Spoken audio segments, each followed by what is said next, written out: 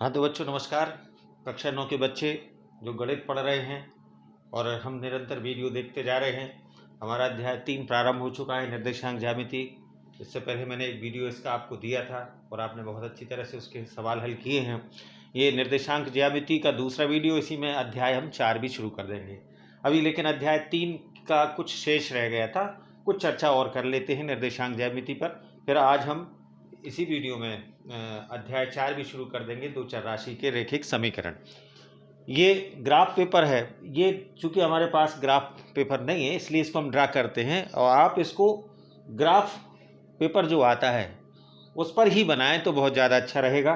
तो आपको ये लाइनें ये खींचने की ज़रूरत नहीं रहेगी, पॉइंट उसमें मोटे मोटे लाइनें होती हैं, उनके बीच में 10 छोटी लाइनें होती हैं। तो जो मोटी लाइन है उसको 1 2 3 4 5 6 जितने भी आपको पास हो जाए, ये सारा काम जब आप ग्राफ पेपर करेंगे तो बहुत सुंदर दिखाई देगा। तो आपको पता है कि ये एक्स अक्ष है और ये वाई अक्ष है। इसको कार्तीय तल या निर्देशांक तल कहा जाता है। ये प्रथम चतुर्थांश, ये द्वितीय, ये तृतीय, चतुर्थीय हमने पहले वीडियो में देखा। इसके चिन्ह क्या होते हैं? धन धन, इसके होते हैं ऋण धन, इसके ऋण ऋण, और इसके होते हैं धन ऋण। ये चिन्ह याद होना चाहिए। एक्स का जब धन मान चलना होता है, मूल बिंदु, ये क्या होता है? मूल बिंदु, इसके निर्देशांक 0 0। जब एक्स के धनमान चलना होता है तो हम इस तरफ चलते हैं, और एक्स यदि ऋण में है तो इस तरफ आते हैं। वाई धन में है तो हम ऊपर की ओर जाते हैं, वाई का मान ऋण में है तो नीचे की ओर जाते हैं। और जब कोई भी बिंदु दिया जाता है तो पहला बिंदु एक्स का होता है, दूसरा वाई का, या इसको हम कहते हैं भुज और कोटि। भुज कोटि, भुज क्या है? किसी बिंदु का एक्स निर्देशांक। भुज क्या है? किसी बिंदु का एक्स निर्देशांक। तो कभी भी जैसे ऋण 2 4 3 ऋण 1 दिए जाएं तो ध्यान रखना है कि पहला बिंदु एक्स को दर्शाता है, एक्स निर्देशांक को, दूसरा बिंदु वाई निर्देशांक को। अच्छे से आप समझ गए हैं, चिन्ह समझ गए हैं। तो अब ये 3.3 प्रश्नावली है, पेज नंबर 76 पर। इसमें 2 सवाल दिए गए हैं, इनको हम देखते हैं। केवल आपको ये बताना है किस चतुर्थांश में है या किस अक्ष पर है। कभी कभी बिंदु अक्षों पर भी होता है, जैसे यहाँ ये बिंदु है, इस बिंदु को हम क्या कहेंगे? एक्स तो 3 चला है, वाई ऊपर गया ना नीचे गया, तो हो जाएगा 3 0। कितना हो जाएगा ये? 3 0।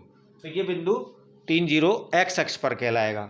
मान लीजिए यहाँ पर कोई बिंदु है तो ये वाई अक्ष पर है, और इसके निर्देशांक क्या होंगे? एक्स तो चले ही नहीं है, ना इधर गए हैं ना इधर गए हैं, केवल वाई नीचे की ओर उतरे हैं। कितना? ऋण 5। तो इसके निर्देशांक क्या होंगे?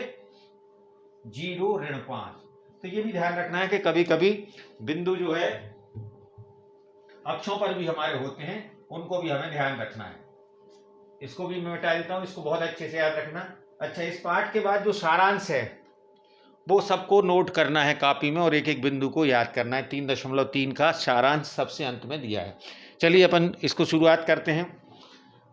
3.3 का पहला सवाल है, बताइए किस चतुर्थांश में है या किस अक्ष पर है। पहला बिंदु है ऋण 2 4। पहले आपको बताना है किस चतुर्थांश में है। हमने देखा एक्स ऋण का है तो निश्चित रूप से इसी तरफ होगा, और 4 धन का है तो ऊपर होगा, मतलब ये द्वितीय चतुर्थांश में। या हमें चिन्ह याद होंगे कि ऋण धन, तो यहां हम लिख देंगे द्वितीय चतुर्थांश में। कहां पर? द्वितीय चतुर्थांश में।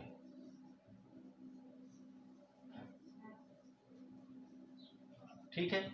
फिर हमने देखा 3 ऋण 1।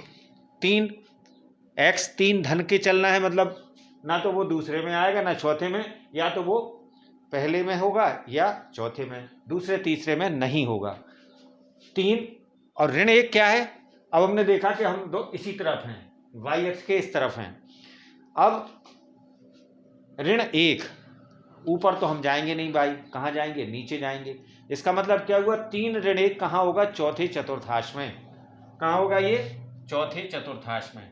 यदि हमें चिन्ह याद भी नहीं है तो भी हम चौथे चतुर्थांश में इस तरह से पता कर लेते हैं कि बिंदु कहाँ होगा। ऋण 1 0, एक्स ऋण का है। एक्स ऋण का है मतलब हम अब ना पहले में होंगे ना चौथे में। एक्स ऋण का है मतलब इधर इधर कहीं हो सकते हैं, दूसरे चौथे में। अब ये तय करेगा कि दूसरे में चौथे में वाई निर्देशांक कि वो 0 है, वाई 0 है, ना तो ऊपर जाना है ना नीचे जाना है। मतलब एक ऋण के तो आ गए लेकिन 0, वाई ऊपर नीचे नहीं आ रहे, मतलब ये बिंदु कहां पर है? एक्स अक्ष पर। ये कहां पर है? एक्स अक्ष पर। अभी इनको अपन को बताना भी है। 1 2, 1 भी धन का, 2 भी धन के, 1 इधर और 2 ऊपर, मतलब ये प्रथम चतुर्थांश में हो गए। कहाँ हो गया? प्रथम चतुर्थांश में, प्रथम चतुर्थांश में। ये हमें बताना है, परीक्षा में ये 4 नंबर का सवाल आता है। अब ऋण 3 और ऋण 5, x भी ऋण का है, मतलब इधर ही इधर रहना है, या तो दूसरे में या तीसरे में। अब y क्या है? ऋण 5, ऊपर नहीं जाना, कहाँ जाना है? नीचे जाना है। इसका मतलब ये तृतीय चतुर्थांश में होगा, तृतीय चतुर्थांश में होगा। तो ये तो बताना था मैं है। अब हम ये इसको लिख भी सकते हो आप कि यहाँ अपन ने प्रथम लिख दिया, यहाँ द्वितीय लिख दिया, यहाँ तृतीय लिख दिया, और ये लिख दिया चतुर्थांश। अब हमें ये बताना है इनको दर्शाना भी है, अक्ष पर भी हमें दर्शाना है। ऋण 2 4 कहाँ होगा? इसको हम जल्दी से दर्शाते हैं। ऋण 2 इधर आए और 4 धन का है तो ऊपर गए। अब मेरे पास स्केल है, स्केल से मैं लाइन खींच लेता हूं। ये तो ऋण 2 हो गए और हमें 4 खाने ऊपर चढ़ना है तो इधर तक जाएंगे। अगर आपका ग्राफ पेपर होगा तो ये खींचने की जरूरत नहीं पड़ेगी, इसलिए मैं बार बार कह रहा हूं ये सारे सवाल ग्राफ पर करें। तो ये जो बिंदु मिलेगा हमें, ये जो बिंदु यहाँ पे ऐसे करते हैं, इसको गोला लगाते हैं, इसको लिख देते हैं ऋण 2 4, ये वाला बिंदु मिल गया। ठीक है। फिर इसके बाद 3 ऋण 1 कहाँ होगा? 3 धन के खाने हैं तो इधर चलना है 1 2 3, और ऋण का चलना है तो नीचे इस तरह से ये बिंदु लगभग यहाँ आएगा। इसको कहेंगे हम 3 ऋण 1, इसका निशान भी लगा दिया। ऋण 1 0, ऋण 1 इधर आए और 0 मतलब यहीं जाना है तो ये बिंदु होगा ऋण 1 0, उसको हल्का सा डॉट किया जाता है और फिर उसको गोला लगा दिया जाता है, ऋण 1 0। 1 2 कहाँ होगा? 1 यहाँ चले धन का और 2 ऊपर चले तो ये इधर कहीं जाके हमें ये बिंदु मिल जाएगा, इसको हम कहेंगे 1 2। स्केल से खींचें आप, सीधी लाइन खींचें और ग्राफ पे बनाएं तो बहुत अच्छा होगा। ऋण 3 ऋण 5 कहाँ होगा? 1 2 3, ये तो ऋण के 3 हो गए, धन के 3 होते थे इधर चलते। ऋण 3 कहाँ होगा? इधर एक्स अक्ष चलना है, पहला बिंदु कहा के चलना है एक्स का, दूसरा कहा के चलना है वाई का। ऋण 5, अगर 5 धन के होते तो ऊपर जाते, लेकिन ऋण 5 है तो कहाँ आएंगे? नीचे। कितने खाने जाना है? लगभग 5 खाने, ये 5, तो ये जो बिंदु होगा वो ऋण 3 ऋण 5 कहलाएगा। ठीक है। इस तरह से बड़े सरल सवाल है, इसको आप पहले सवाल को हल करना, इनके निशान लगाना और ग्राफ पेपर पे करें तो बहुत अच्छा है, और ग्राफ पेपर को अपने होमवर्क की कॉपी में चिपका लीजिए। तो इस तरह से ये था। मैं अभी ग्राफ का उपयोग आगे के सवाल में कर रहा हूं, इसलिए ग्राफ नहीं मिटा रहा हूं। चलिए अब अगला सवाल इसी के नीचे है, दूसरा सवाल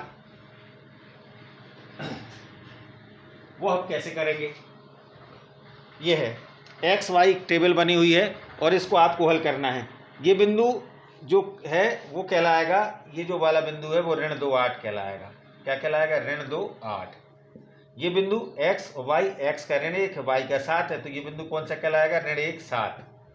ये बिंदु 0 ऋण 1.25, ये बिंदु कहलाएगा 1 3। ये बिंदु क्या कहलाएगा? 3 ऋण 1। इनके निशान भी हम ग्राफ पेपर पर लगा लेंगे। ऋण 2 8 का निशान लगाना ये दूसरा सवाल है 76 पेज पे, इसको अलग से करना, इसके लिए एक अलग ग्राफ पेपर। ये नहीं है कि एक ही ग्राफ पेपर पे सारे सवाल, एक सवाल के लिए एक ग्राफ पेपर। जो जैसे आपने इसमें 5-6 सवाल किए तो 5-6 ग्राफ पेपर आपको लगेंगे। ऋण 2 8, ऋण 2 मतलब 1 2 ऋण के 2, धन के 2 होते यहाँ चलते। अब धन का 8 है तो नीचे ऊपर को जाना पड़ेगा, कितना? इधर तक जाना पड़ेगा, ये 8 खाने, और ये 2 के सीध में यहाँ तक आएगा नीचे तक। ये जो बिंदु होगा वो कहलाएगा ऋण 2 8। ऋण 1 7, ऋण 1 7 मतलब 1 ऋण के इधर आए और 7 इधर तक गए तो ये जो बिंदु होगा वो कहलाएगा ऋण 1 7, ये वाला बिंदु, ये इसको बोला जाएगा। 0 ऋण 1.25, 0 x ना तो यहां जाना है, यहां अब 1 खाना तो हम चढ़ गए। आपने कहा साहब 1 के बाद 2 आता है, ये 1.25 है तो 1.25 का आशय है कि अगर इसको हम 10 खानों में बांट लें, 1 2 3 4 5, तो उसके 2 खाने लगभग छोटे छोटे चढ़ जाएंगे तो यहाँ पे लगभग वो बिंदु बनेगा। अंदाज अनुमानित चलता है 1.2, एक बड़ा खाना एक बड़ा खाना, और ग्राफ के छोटे से 2 खाने और चढ़ गए तो 1.25 लगभग वही हो जाए। सॉरी, माइनस में है, माइनस में, इसलिए नीचे आना है, इधर आना है। तो इस तरह से ये जो बिंदु होगा वो 0 होगा और ऋण 1.25 होगा। फिर है 3 ऋण 1,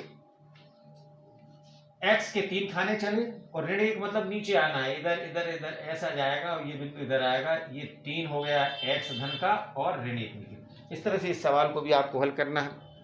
बड़ी सरल प्रश्नावली है, सरल अध्याय है, केवल आपको अच्छे से होमवर्क करना है। तो ये आप इसको कर लें। अब मैं अध्याय 4 लूँगा।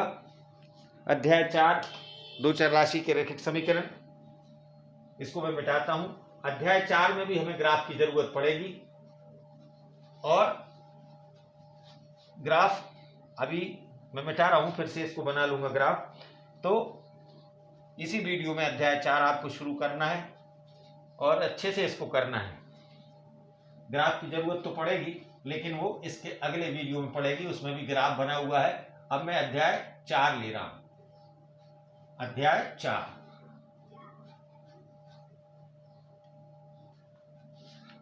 अध्याय 4 में, अध्याय 4 का नाम है दो चर राशि के रैखिक समीकरण। दो चर राशि के रैखिक समीकरण। सभी लोग अध्याय 4 शुरू कर दें। अब 3 बहुत छोटा सा है। अध्याय 4 का नाम है दो चर राशि के रैखिक समीकरण। राशि के रैखिक समीकरण, ये अध्याय 4 का नाम है। दो चर राशि के रैखिक समीकरण, इसको हम कैसे हल करेंगे इसको ध्यान से देखें। अध्याय 4 है, शुरुआत है। अब हम देखते हैं, पहले चर को समझना होगा और अचर को समझना होगा। जो राशियां कोई भी मान ग्रहण कर लेती हैं चर राशि कहलाती हैं, और हमेशा चर राशियों को x, y, z से दर्शाया जाता है। ये कैसी होती हैं? चर राशि।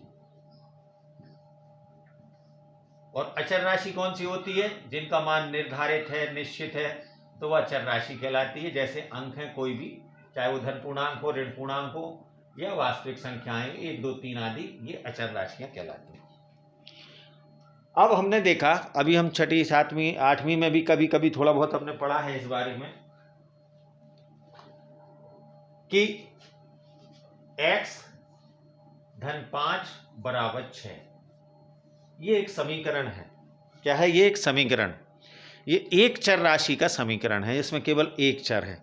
x का मान निकालने के लिए हमने ये सवाल किए हैं 8वीं कक्षा में, पक्षांतर करते हैं तो x का मान निकल आता है। लेकिन अब यदि कहीं दिया जाता दो चर राशि के समीकरण में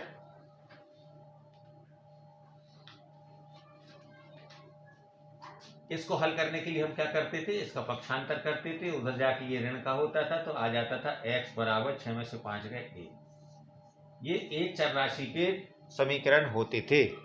तो x ने कौन सा मान ग्रहण किया? 1, अद्वितीय मान। इसका मान क्या है? अद्वितीय आता है, एक ही मान आता है एक चर राशि के रैखिक समीकरण। अब अगर कहीं ऐसा हो जाए, कहीं लिखा हो x, दूसरी तरह से मैं उदाहरण देता हूं और दूसरा उदाहरण। अब हमने कहा क्रिकेट के खेल में 2 खिलाड़ी खेल रहे थे, उनने 100 रन बनाए। कितने रन बनाए? 100 रन बनाए। अब उनके एक खिलाड़ी ने x बनाए, एक ने y बनाए। एक खिलाड़ी ने x रन बनाए और दूसरे खिलाड़ी ने y रन बनाए। तो क्या आप बता सकते हैं कि x ने कितने बनाए, y ने कितने बनाए? कितनी संभावनाएं है इसकी? तो यदि अभी हम परिमेय संख्याओं को छोड़ दें, बटे वाली संख्या, केवल पूर्णांक की चर्चा करें, इसके हल तो बहुत से होते हैं, वास्तविक संख्या कोई भी मान, लेकिन अभी आपको मैं बहुत हल्के से बता रहा हूं। ये पहला खिलाड़ी है, ये दूसरा खिलाड़ी है। मान लीजिए इसने 1 रन बनाया होता तो ये कितने बनाता? 99 रन। ये संभावना है। मान लो इसने 2 बनाए होते तो इसने कितने बनाए होते? 98 रन। इसने 3 बनाए होते तो इसने कितने बनाए होते? 97 रन। इस तरह से ये चलता जाएगा। अब मान लो पहले वाले ने 99 बनाए होते तो दूसरे ने बनाए होते। अगर हम पूर्णांक संख्या ही ले रहे हैं तो इसके लगभग 100 हल मिल रहे हैं। कितने हल मिल रहे हैं? 100 हल। दो चर राशि के रैखिक समीकरण के अपरिमित रूप से अनंत और अनेक हल होते हैं। कितने होते हैं? अनेक हल। अब इसमें, अब चूंकि ये तो रन वाली बात थी तो बटे में नहीं चलेगा, ये रन तो पूर्णांक से ही लिया हमने। मान लो कहते कि 100 रुपए को बांटो दो लोगों में, कितने तरह से बांट सकते थे आप? अनंत, अपरिमित रूप से। इसको अगर 50 पैसे दे देते तो इसको 99.5 जाते, इसको अगर 25 पैसे देते तो इसको 99 रुपये 75 पैसे जाते, इसको यदि तुम 2 रुपये 50 पैसे देते तो इसको कितने जाते? 97 रुपये 50। मतलब दो चर राशि के रैखिक समीकरण के अपरिमित रूप से अनेक हल होते हैं। इस बात को दिमाग में बिठा लेना है कि इसको हम बहुत से मान दे सकते हैं। सर ऋण का मान दे सकते थे, पैसे वाली बात छोड़ दो। चलो दूसरी बात कहें कि 100 को दो भागों में बांटो, ऋण के भी हो सकते हैं। मान लो x को हम दे दें ऋण 5 मान, तो y का मान कितना हो जाएगा? 105, तब तो जाके 100 होगा। तो इनके ऋणात्मक मान भी होते हैं, ऐसा नहीं है कि हमेशा धनात्मक। ये पैसे वाली बात थी, ये ऋण वाली बात थी, इसलिए हम वो ऋण में नहीं ले रहे थे। लेकिन दो संख्याएं हैं x + y = 100, तो हो सकता है ये ऋण 5 हो तो फिर 105 करना पड़ेगी। ऐसे कई हल होंगे, अब आगे चल के और क्लियर होगा इसका। अब बात होती है दो चर राशि के रैखिक समीकरण का मानक रूप क्या है, तो इसको याद करना है। दो चर राशि के रैखिक समीकरण का मानक रूप, इसको लिख के रखना है, परीक्षा में आता है। रैखिक समीकरण का मानक रूप, मानक रूप, मानक रूप मतलब स्टैंडर्ड क्या होता है? ax + by + c = 0। ठीक है, इस रूप में होगा। जैसे कहीं लिखा होगा 2x + 3y + 5 = 0। a b c अचर राशियां होती हैं, 2 3 5 अचर राशि हैं और x y चर राशि हैं।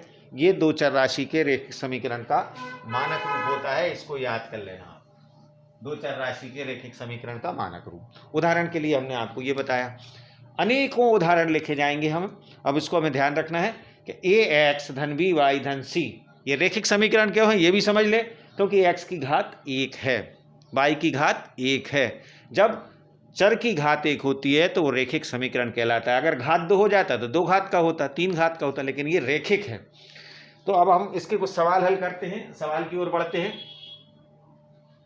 तो सवालों में सबसे पहले प्रश्नावली लेता हूं मैं, और प्रश्नावली है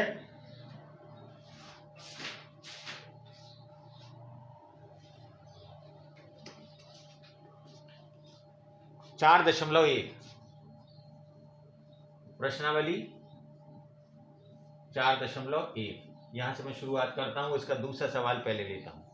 अभी अपन ने मानक रूप याद रखना, ax + by + c = 0। ये मानक रूप है, स्टैंडर्ड फॉर्म है दो चर राशियों के रैखिक समीकरण का। दूसरा सवाल में लिखा हुआ है, पहला बाद में बताता हूं, ax + by + c मानक रूप में लिखिए। बहुत से सवाल दिए हैं, तो यहां सवाल में मान लो पहला सवाल दिया गया है, वो है 2x + 3y = 9.35। मान लो ये सवाल दिया है।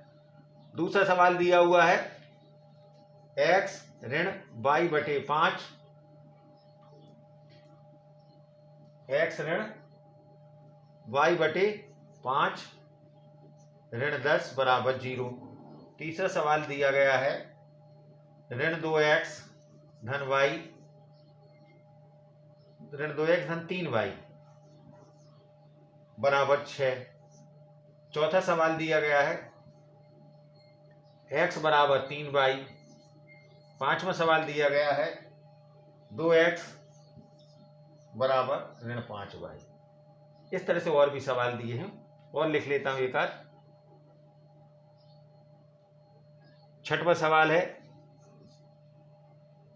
3x धन 2 = 0। सातवां सवाल है, सातवां भी लिख लेता हूं। सातवां दिया है y ऋण 2 = 0। आठवां सवाल है 5 = 2x। चलिए, इनको हमें क्या करना है? मानक रूप में लिखना है। क्या करना है? इस रूप में लिख के लाना है। तो यहां पे हम लिख लेते हैं सबके मानक रूप, और हम इसमें अचर को भी पहचानेंगे। इसका हमें मानक रूप लिखना है। क्या ये इस जैसा दिख रहा है? नहीं दिख रहा साहब। क्यों नहीं दिख रहा कि साहब बराबर के उस तरफ है, तो मानक रूप में तो सब बाएं तरफ आते हैं, तो इसको बाएं तरफ लेके आइए। तो इसका मानक रूप जो होगा वो होगा, 2 डॉट करके लगाते हैं, x प्लस 3 डॉट वाई, या ना भी लगाओ चलेगा, डॉट मत लगाओ, माइनस, क्योंकि पक्षांतर किया तो ये कहां जाएगा, इधर 9.35 बराबर 0। इस रूप का हो गया। a बराबर 2 दिख रहा है, b बराबर 3 दिख रहा है, c बराबर ऋण 3 9.35 दिख रहा है। ये मानक रूप में लिखा गया। इसको मानक रूप में लिखो, x 1 गुणित x लिखा जाएगा। जब कुछ नहीं है तो क्या लिखा जाएगा, 1 गुणित x। ऋण इसको 1/5 को थोड़ा आगे को कर लो, 1/5 y ऋण 10 बराबर 0। देखो x बराबर a बराबर 1, b बराबर ऋण 1/5 और c बराबर कितना हो गया, ऋण 10। तो ये मानक रूप में हो गया। इसको मानक रूप में करो, -2x धन 3y ऋण 6 बराबर 0। पहचाने एबीसी, एबीसी को भी पहचानना है। इसमें एबीसी के मान भी बताना है, उसमें लिखा है सवाल में एबीसी के मान बताओ। तो यहां आप लिख सकते हैं इसके नीचे के a बराबर 2, b बराबर 3 और c बराबर ऋण 9.35। हर सवाल में एबीसी के मान बताओ। इसे बताएं, a बराबर 1, b बराबर ऋण 1/5 और c बराबर ऋण 10। इसे बताएं एबीसी का, a बराबर ऋण 2, b बराबर 3, a बराबर ऋण 2, b बराबर 3 और c बराबर कितना हो जाएगा, ऋण 6। एबीसी के मान हम बता सकते हैं। इस सवाल में देखें, इसको बाएं तरफ लाना पड़ेगा इस रूप में बनाने के लिए। तो हमने कहा 1 गुणित x, इसको कुछ नहीं होता है तो 1 गुणित 1 डॉट x लिखते हैं, ये आएगा तो -3y। अब c तो हमारे पास ही नहीं है, तो हम लिख देंगे +0 बराबर 0। a का मान कितना, 1, b का मान कितना, ऋण 3 और c का मान कितना हो गया, 0। 0 भी हो सकता है, a भी 0 हो सकता है, b भी हो सकता है, c भी 0 हो सकता है। इधर c का मान कितना हो गया, 0। इसको लिखा हमने, अच्छे से लिखना आप, बड़े उसमें करके एक एक सवाल को अलग अलग करना, ऐसे नहीं लिखना। इसको लिख के पहले पूरा हल करना, इसको लिखना पूरा हल करना, ऐसे नहीं जैसे मैं कर रहा हूं ऐसे मत करना। मेरे पास बोर्ड पे कम जगह होती है। 3 गुणित x प्लस, यहाँ y नहीं है, ध्यान दो, तो हम लिखेंगे 0.y। क्या लिखेंगे, 0.y, क्योंकि y नहीं था, और प्लस c प्लस 2 बराबर 0। देखा कि a बराबर तो 3 है, b बराबर 0 है और c बराबर 2 है। समझ में आया? तो ऐसा भी हो सकता है। अब एक सवाल यहां ऊपर लिखा हुआ है, इसको लिखता हूं मैं, y ऋण 2। तो y ऋण 2 इसको हमने लिखा, छठे सवाल का मानक रूप लिखा 0 गुणित x, क्योंकि इसमें 0 x का गुणांक नहीं है, x सही नहीं है, प्लस 1 गुणित y, डॉट का मतलब गुणा, -2 बराबर 0। क्या देखा, a बराबर 0, b बराबर 1 और c बराबर ऋण 2। इसी तरह इसको भी हम लिख लेंगे और हमारा ये सवाल पूरा हो जाएगा। इसको समझना है, हर सवाल को मानक रूप में लिखना है और मानक रूप में लिखने के बाद एबीसी को पहचानना है। चलिए इसको पूरा करना, सवाल को 4.1, बड़ी आसान प्रश्नावली है, इसमें कुछ नहीं है। इसके उदाहरण भी करना है, पहले दिए गए हैं, इससे उनको मैं होमवर्क में भी दूंगा, वो भी ऐसे ही है, उनमें भी एबीसी पहचानना है, मानक रूप में लिखना है। ये बहुत ही सरल सी चीज है, इसमें कोई ज्यादा टेक्निकल चीज नहीं है या कठिनाई वाली बात नहीं होगी। दो चर राशि के रेखिक समीकरण हम हल कर रहे हैं। 4.1 का पहला सवाल हमने देखा। पहले सवाल में लिखा हुआ है, एक नोटबुक की कीमत कलम की कीमत से दुगनी है। माना नोटबुक की कीमत x, नोटबुक की कीमत बराबर x रुपए, कितनी है, x रुपए, ऐसा लिख लीजिए। ये पहला सवाल है पेज नंबर 81 पर।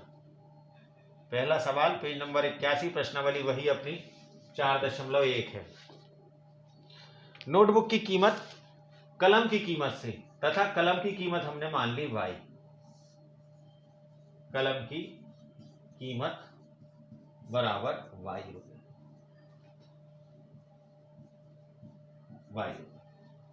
तो कह रहे हैं इसको रैखिक समीकरण के रूप में जमाइए। क्या करिए? रैखिक समीकरण के रूप में जमाइए। हमने देखा कि नोटबुक की कीमत x है, कलम की कीमत y है, और उन्होंने एक शर्त दे दी है कि नोटबुक की कीमत कलम की कीमत से दुगनी है। नोटबुक की कीमत कलम की कीमत से दुगनी है। अतः संबंध क्या बना? क्या हम लिख सकते हैं x बराबर y? इसका मतलब क्या होगा? नोटबुक की कीमत और कलम की कीमत बराबर है, ये बात सही नहीं हुई। उन्होंने तो ये कहा है कि नोटबुक की कीमत कलम की कीमत से दुगनी है। x 10 रुपये होगा तो ये 5 रुपये होगा, दुगनी है। ये 100 रुपये होगा तो ये 50 रुपये होगा, ये 12 रुपये होगा तो ये 6 रुपये कीमत होगी। तो इसको हम कैसे लिखें भाई कि ये संबंध बन जाए? x बराबर y तो गलत बात है, था बराबर तो है ही नहीं। तो कुछ राशि का गुणा करना होगा। कितने का? 2 का। अब वो 2 का गुणा यहाँ करें कि यहाँ करें? बच्चे इसमें कन्फ्यूज होते हैं। तो ध्यान दें, जो कम होता है उस तरफ उतना गुणा किया जाएगा। जैसे ये दुगना है इससे, कलम की कीमत से, तो यहाँ 2 का गुणा होगा। अब यार मान लो ये 10 लिखे होते, ये 5 लिखे होते तो गुणा 2 होता कि नहीं? तो जो राशि कम होती है, ये हमारा वो संबंध बन गया, समीकरण बन गया कि x बराबर x y के दुगने के बराबर है। इसको क्या पढ़ेंगे? x y के दुगने के बराबर है। ठीक है, इसी को थोड़ा सा बदल दें। मान लीजिए कलम की कीमत, नोटबुक की कीमत कलम की कीमत से 5 रुपये अधिक है। अब दुगना नहीं कहा हमने, ध्यान देना सवाल को, इसको बना लेना, आप लिख लेना। नोटबुक की कीमत कलम की कीमत से 5 रुपये अधिक है, तो हमने लिखा x बराबर y। ये गलत बात है था, क्योंकि नोटबुक की कीमत कलम की कीमत से 5 रुपये अधिक है, तो जहां कम है तो वहीं तो जोड़ना पड़ेगा। जब हमने y में 5 जोड़ेंगे तब तो जाके ये दो चर राशि के रैखिक समीकरण बनते हैं। इसको क्या पढ़ेंगे? नोटबुक की कीमत कलम की कीमत में 5 रुपये और जोड़ दें तब जाके बराबर होगी। तो जो चीज़ कम होती है वहीं जोड़ा जाता है। और दूसरी रूप में इसको कहें कि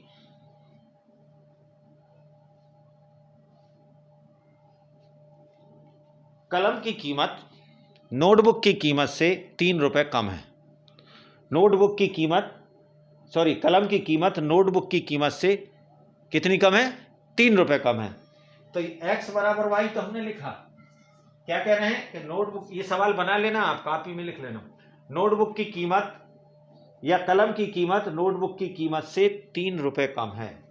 अगर हम नोटबुक की कीमत से 3 रुपये घटा देंगे तो वो कलम की कीमत के बराबर हो जाएगा। ऐसे कई समीकरण बनते हैं। आगे आप जब बड़ी कक्षा में पहुंचेंगे तो हमें कक्षा 10 में इस तरह के सवाल करने को, इस तरह से 4.1 पूरी होती है, इसको आप हल कर लेना। अब हम आते हैं हल के बाद, हल के ऊपर। दो चर राशि के रैखिक समीकरण के हल क्या हो सकते हैं, है ना? अब हम लेंगे प्रश्नावली 4.2। प्रश्नावली 4.2। अभी मैंने एक उदाहरण दिया था, x प्लस वाई बराबर 100। x प्लस वाई बराबर 100। तो आपसे पूछा था x y क्या क्या मान ले सकते हैं, तो आपने कई मान बताए थे कि साहब x को 1 रखोगे तो y 99, x को 2 रखोगे तो y 98, क्योंकि दोनों का टोटल 100 आना चाहिए। x को 3 रखोगे तो y का मान 97, x को 10 रखोगे तो y का मान 90, x को 40 रखोगे तो y का मान 60। तो ऐसे कितने हल मिल रहे हैं? अनंत, अपरिमित। ये तो हम पूर्णांक रख रहे हैं, बटे के मान भी रख सकते हैं, दशमलव के मान भी रख सकते हैं। x बराबर हमने 2.5 रुपये मान लिया होता, 2.5, तो y कितना होता? 97.5, जाके 100 हो जाता। तो दशमलव के मान भी दिए जा सकते हैं, बटे के मान भी दिए जा सकते हैं। तो एक बात याद रखना कि दो चर राशियों के, ये लिख के रखना, दो चर राशि के रैखिक समीकरण के अपरिमित रूप से, ये बात आती है ऑब्जेक्टिव में। दो चर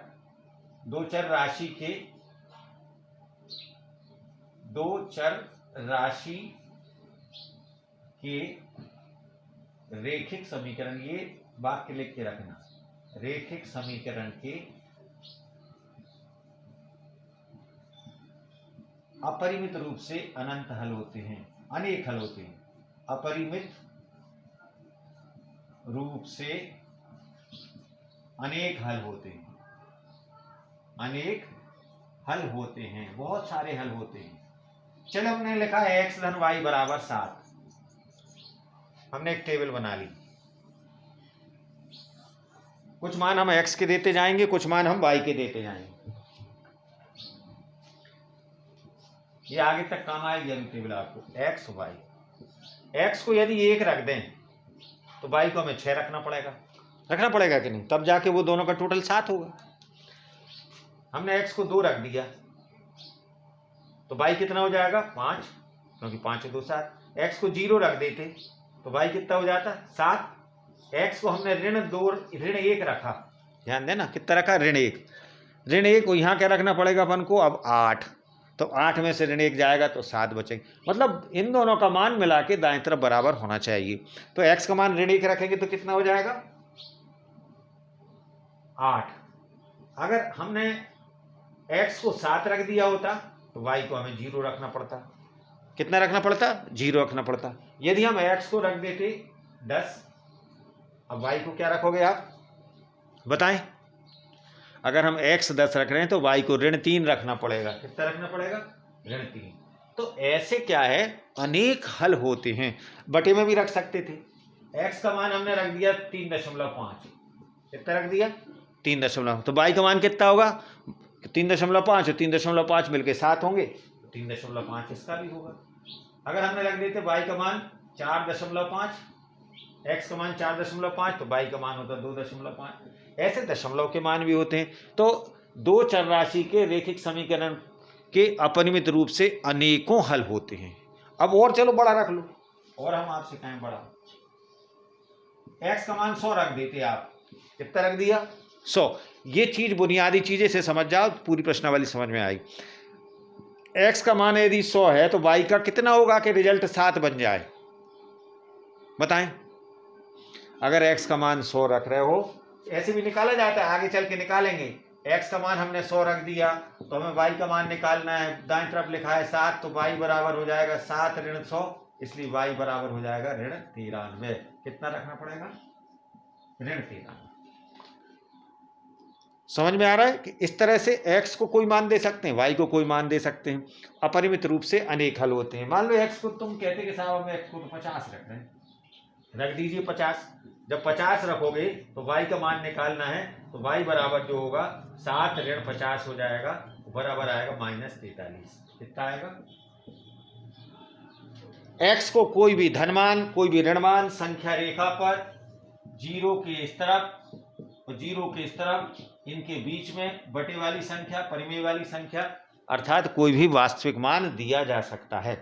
ये बहुत गंभीर बात है, ये महत्वपूर्ण बात है, इसको समझना कि दो चर राशि का रैखिक समीकरण के अपरिमित रूप से अनेक हल होते हैं। अब हम कुछ सवालों पे आते हैं, सवालों की चर्चा करते हैं। और दूसरी बात, एक बहुत सरल सी चीज बात बताऊंगा मैं आपको। अगर दो मान निकालना है,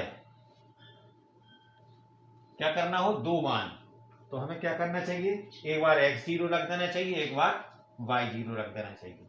दो मान निकालने वाला सवाल मैं बताता हूं आपको। 4.2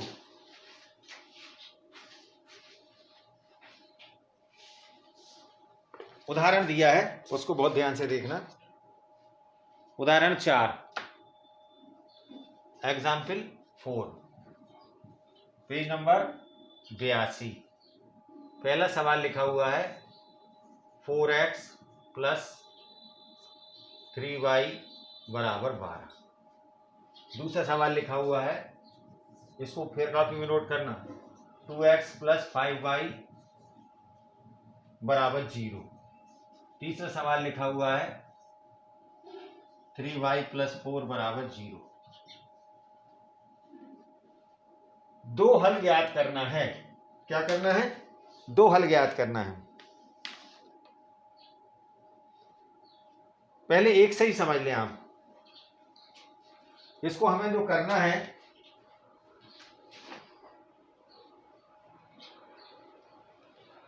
हमने कहा एक बार, जैसे मान लो इस सवाल को कर रहे हैं, दो हल निकालना है तो आप एक बार x = 0 रखा करो।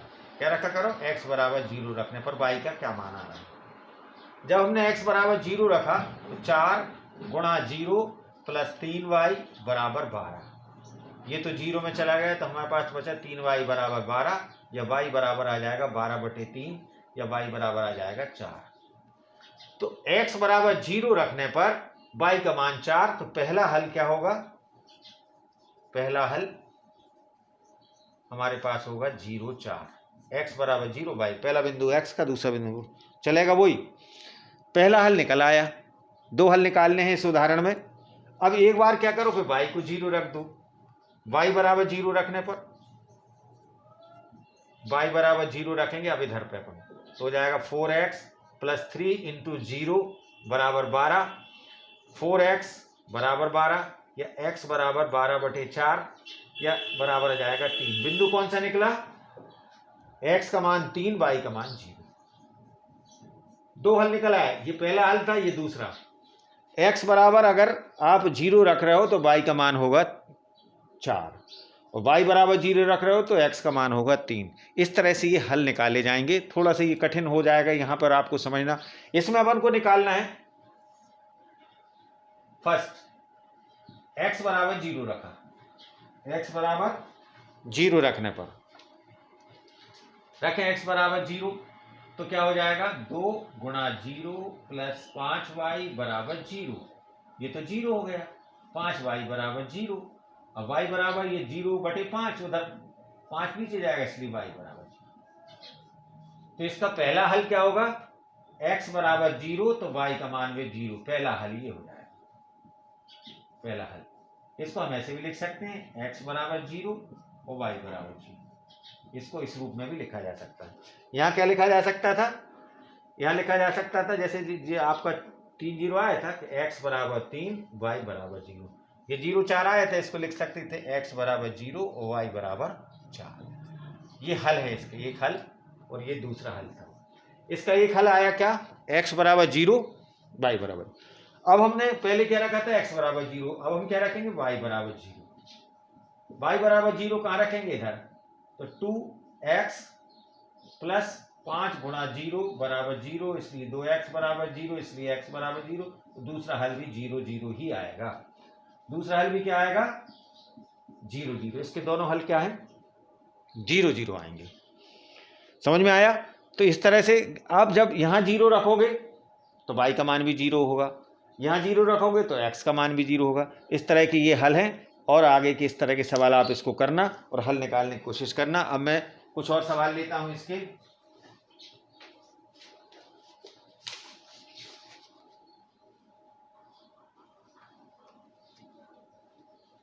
अब पहला सवाल है 4.1 का, उसको मैं बताता हूं आपको।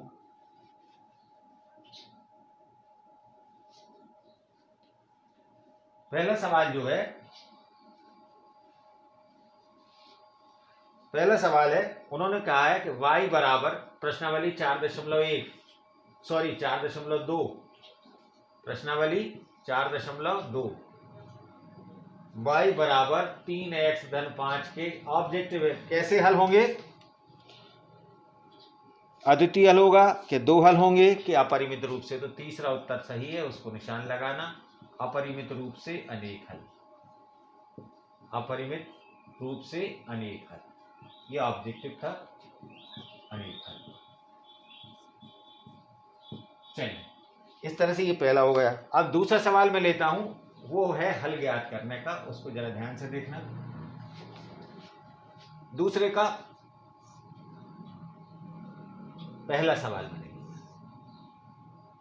2x धन y बराबर 7 के 4 हल लिखना है। कितने लिखना है, 4 हल। अब हम कैसे लिखेंगे इसको आप ध्यान रखना, और इसको ही सारे सवाल हल कर सकते हैं। दो हल तो बड़े आसानी से निकलते थे जब हम x बराबर 0 रख रहे थे, y बराबर 0। चलिए हम वही बात शुरू करेंगे।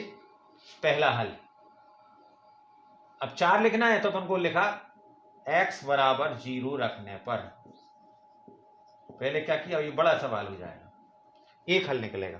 फिर हम x बराबर 1 रख देंगे, 2 रख देंगे, 3 रख देंगे, 4 कुछ भी रख सकते हो, बटे में आए तो दिक्कत नहीं है। x बराबर 0 रखा, कहाँ रखा इधर, 2 गुणा 0 प्लस y बराबर 7। 2 गुणा 0 कितना हो गया बेटा 0 प्लस y बराबर 7, या इस तरह से हमें निकला y बराबर 7।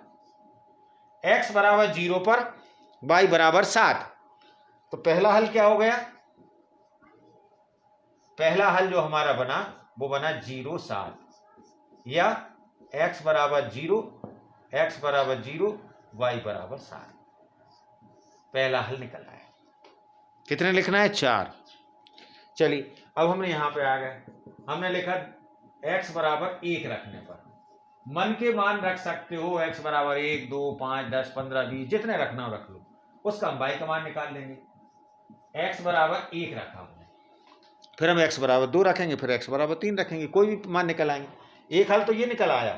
अब x बराबर 1 रखा तो 2 गुणा 1 कहां रख दिया इधर, प्लस y बराबर 7, 2 एकम 2 धन y बराबर 7, 2 का हुआ पक्षांतर, इधर पहुंच के ऋण का हो जाएगा, 7 ऋण 2, y बराबर कितना हो गया 5।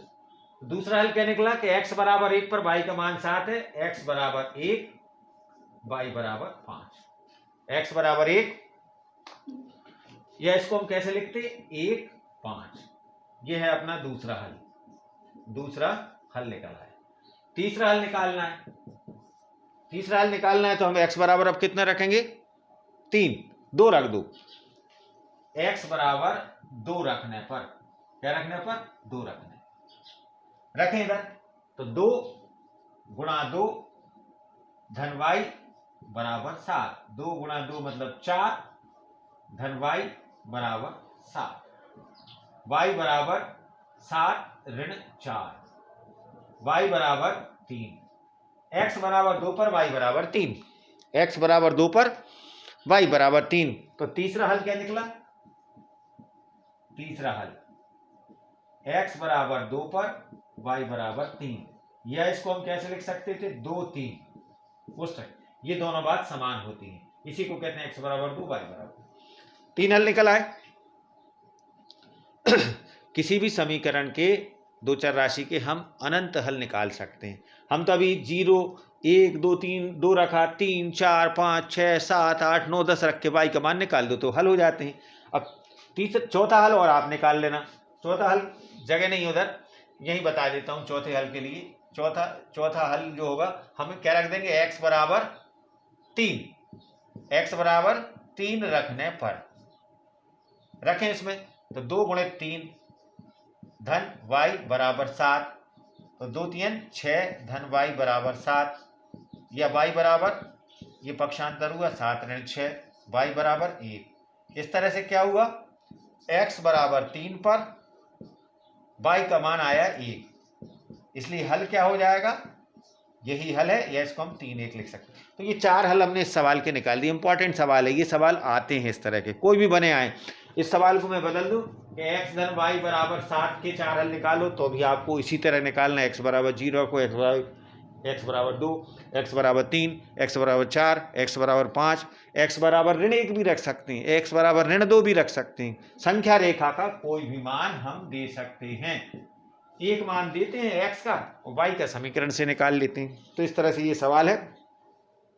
अगला सवाल देखता हूं, इसी के सवाल और है, जो ज्यादा कठिन हो उनको मत करना, जो आपको बन सकें वो सवाल आप अभी हल कर लें, जिससे आप कुछ तो सीख जाएंगे, आपका बिल्कुल कुछ नहीं छूटेगा। तो जो ज्यादा कठिन लगते हैं उनको मत करना, प्रयास करना और हल करने की कोशिश करना। तो इसके बाकी के सवाल और आप करने की कोशिश करना इस सवाल के। अब देखता हूं मैं तीसरा सवाल पेज नंबर 83, प्रश्नावली 4.2, x माइनस 2y बराबर 4 के हल है या नहीं। पहला मान दिया उन्होंने 0 2, क्या इसका हल है पूछ रहे हैं। फिर उन्होंने पूछा है 2 0, क्या इसका हल है, या तीसरा दिया है 4 0। अभी करनी वाला आप मत देखो, क्योंकि आप जो सरल है वो समझ लीजिए। चौथा जो 5वां जो दिया है वो देख लो 1 1। अभी हम समीकरण से हल निकाल रहे थे। अब पूछ रहे हैं क्या ये इसका हल है। अब ध्यान देना, ये मान x का होता है, ये y का, x का y का, x का y का, x का y। अगर इस समीकरण में x की जगह पर 0 और y की जगह पर 2 रखने पर ये मान 4 आ जाए तो हल होगा। x की जगह पर 2 और y की जगह पर 0 रखने पर ये इसका मान 4 बन जाए तो हल होगा। दाएं पक्ष बन जाता है तो हल है, अन्यथा हल नहीं है। तो हम इस सवाल को, पहला सवाल हल करते हैं। x बराबर 0 और y बराबर 2 रखने पर अगर ये समीकरण का मान 4 बन जाए तो हल होगा। रखें x बराबर 0 माइनस 2 गुणित y का मान कितना रखना है, 2 बराबर कितना हुआ, ऋण 4 और बराबर नहीं है 4 के, दाएं पक्ष के बराबर नहीं, इसलिए हल नहीं होगा, हल नहीं होगा। अगर ये ऋण 4 की जगह 4 आ जाता तो 4 बराबर हो जाता 4 के, तो हल हो जाता। x और y के मान रखने के बाद हमारा उत्तर अगर 4 आ रहा है तो हल है। अब x बराबर 2 रखो, 2 0 रखो। दूसरा x बराबर क्या रखना है, 2, y बराबर क्या रखना है, 0। x बराबर रखा 2, ऋण 2 गुणित 0 बराबर कितना हो जाएगा, 2 ऋण 0 बराबर 2, और जो बराबर नहीं है 4 के। ये भी हल नहीं है, ये भी हल नहीं है। अब 4 0 रखो। तीसरे सवाल में क्या रखो, x का मान रखो 4, x बराबर 4 और y बराबर 0। कौन सा वाला है, ये वाला। x की जगह क्या रखो, 4 रखा 4 माइनस 2 गुणित y का मान कितना रखना है, 0, 4 ऋण 0 बराबर 4, ये बराबर है 4 के, इसलिए ये हल है, ये हल है। अतः 4 0 समीकरण का हल है, समीकरण का हल है। एक एक रख के देखें। चौथे सवाल में x बराबर 1 और y बराबर 1 रखें। x बराबर 1 रखा माइनस 2 गुणित 1, तो 1 ऋण 2 बराबर ऋण 1, ये बराबर नहीं है 4 के, इसलिए हल नहीं है। ये भी हल नहीं है, ये भी हल नहीं है, ये भी हल नहीं है, केवल हल है 4 0। तो हल कब होता है, जब हम x y के मान रख दें और दाएं पक्ष के बराबर हो जाए तो वो हल होता है। ठीक है। एक लास्ट सवाल है और मैं जल्दी से करा दूं, फिर मैं अगले वीडियो में आपको बताऊंगा। इतने सवाल आप समझें, उदाहरण के भी सारे सवाल हल करने की कोशिश करें। 2 चर राशि के रैखिक समीकरण। चौथा सवाल जो दिया है वो इंपॉर्टेंट है, वो परीक्षा में आता है, छोटा सा सवाल है, उसको देख लो। चौथे सवाल में कहा है उन्होंने, एक समीकरण है 83 पेज पर, 2x धन 3y बराबर k का हल x बराबर 2 और y बराबर 1 है, तो k का मान निकालो। ये पिछले कई सालों में आ चुका है, k का मान ज्ञात करो। ये सवाल। अब हमें क्या करना है, x बराबर 2 रखना है, y बराबर 1, तो k का मान निकलेगा। x बराबर 2 y बराबर 1 रखने पर, यहां से हमारा सवाल शुरू हो गया हल। रखने पर x बराबर 2 रखा तो 2 गुणित 2, यहां रख दिया 2, x बराबर 2 धन 3, y का मान कितना है, 1 बराबर k, 2 दूनी 4 धन 3 एकम 3 बराबर k, 4 और 3 7 बराबर k, या k बराबर 7। ये हमारा आंसर आ गया। आंसर अलग से लिख देंगे, आंसर k बराबर 7, आंसर k बराबर 7। ये बहुत छोटा सवाल है। इस तरह से आपकी 4.1 और 4.2 होती हैं। एक प्रश्नावली इसमें और है, अगले वीडियो में उसको कराऊंगा। तब तक मैंने इसमें कुछ अध्याय 3 भी लिया है, कुछ 4, इनको आप यहाँ तक कंप्लीट कर लें और वीडियो देखते रहें।